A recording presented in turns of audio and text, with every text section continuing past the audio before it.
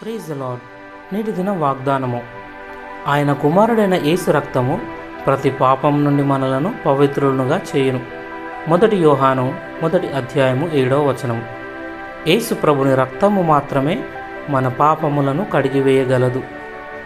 నిన్నటి రోజు మనం చదివిన ప్రకారం జంతువుల రక్తము పాపములను కప్పడానికి తప్పితే ప్రజల పాపములను తీసివేయలేదు.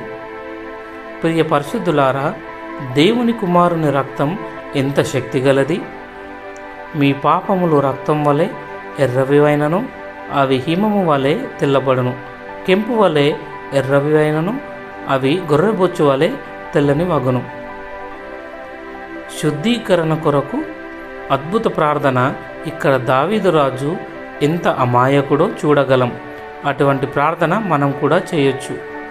మనం శరీరంలో ఉన్నంతకాలం మనలో అపరిశుద్ధత చోటు చేసుకుంటుంది గనుక సంపూర్ణంగా కడగబవలసిన ప్రాముఖ్యత ఎంతో ఉంది. ప్రభువైన యేసు రక్తం ద్వారా మాత్రమే ఇది సాధ్యం. ప్రార్థన. ప్రభువైన యేసు, నీ రక్తం ద్వారా నా పాపములు శుద్ధీకరింపబడుటకు నీవు అనుగ్రహించిన కృపకై వందనములు.